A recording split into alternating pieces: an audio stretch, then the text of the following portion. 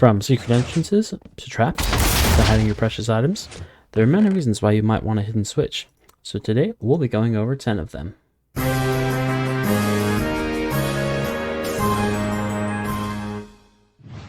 So the first switch on our list is a Redstone Torch Key. As you can see, if I just place a torch in that block, it'll be pushed off and our door will open.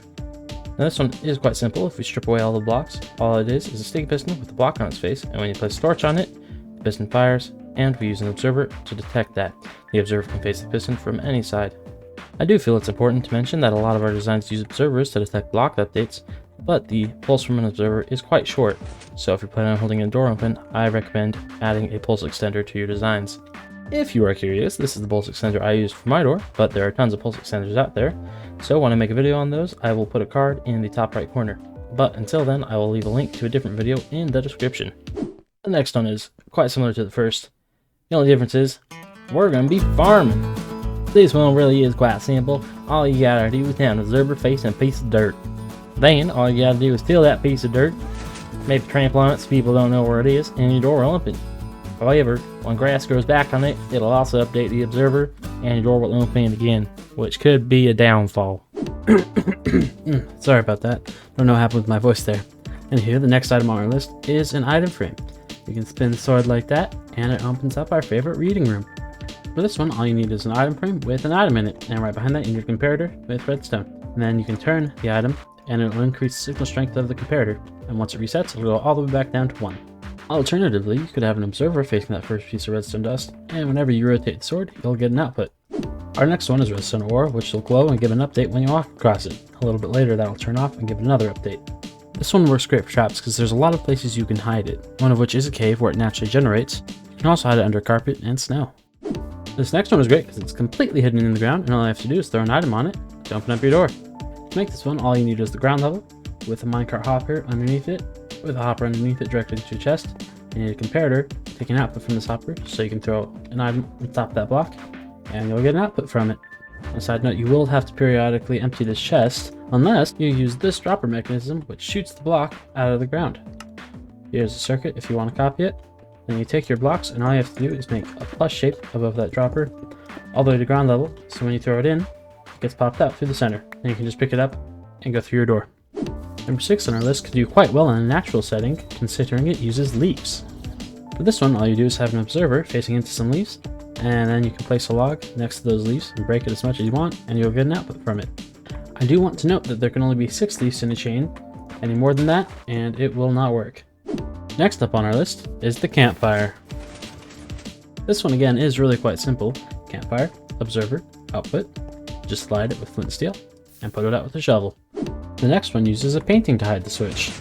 All you need to do for this one is make a wall, put a hole in it, put a wooden pressure plate on this block, and then take an output from there by putting a piece of redstone dust next to the same block. Now for the painting, it can be as big as you like, but if you want to keep it to a 1x1, you can section it off 2 blocks like that, place your painting, and then break those 2 blocks again. Now you can walk up to your painting, throw an item in there, and it'll activate your switch until you want to stop it. And to do that, you just have to walk up to the painting and you'll pick it right back up. If you don't pick up the item for 5 minutes, it will despawn. This is one of my personal favorites, although it does use a sponge, which could be considered a downside. This one isn't as simple as the others, but still not too bad. You can put this design in the floor, in the wall, and in the ceiling, and here's how. Place 3 blocks in a row that can be waterlogged. Underneath the center one, you want an observer facing down, with 2 dispensers facing upward next to it, with a water bucket in each. Then you want a piece of redstone dust underneath the observer, with 2 blocks next to it, and to activate it, just place a sponge in the center. And this design right here is the exact same thing, except for the dispenser, which will be right here, is behind it. For the top, it's the exact same thing, except flipped upside down. For the side, it's almost the exact same thing, except for we have a block behind the observer, and 2 pieces of redstone dust behind the dispensers. Now setting it up can be a little bit tricky, but here's how you do it. You're going to want to place a slab right there, then you can put empty buckets in both of these dispensers, then you're going to cover them with slabs like so. Then you want to place water right here to water like that, and you're going to water like this.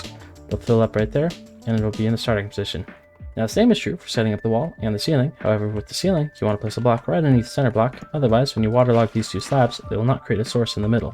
This is important. This redstone dust needs to be directed into both these blocks, so when you take your output, make sure you do it in a way that it's still connected to those blocks. The very last item on our list is a pufferfish sensor. Now if you imagine this is the ground and this is a wall, it works both if you walk across it or right next to it. So to build this, you're going to place a fence post on the ground with a pressure plate on top of it. You want a glass block next to that, a piece of redstone dust on top of it. Then we want a slab just off to the side. And then we're going to kind of make a cage around it. And that's the easy part done. Now we've got to get the pufferfish in. And to do that, we're going to place glass right there, there, and there. We're going to continue this off. And we're going to place some rails right here. Now I'm going to place a bucket with pufferfish in it right there. Place minecart on these tracks. Roll it down. Now the pufferfish should be in the minecart. Just got to wait for it to push it over to the pressure plate. I'm going to water log that block. And we're going to place glass right here. Then you can get rid of all this extra stuff. And your sensor is done. Well, thank you for watching. I hope you enjoyed. Let me know which one is your favorite down in the comments.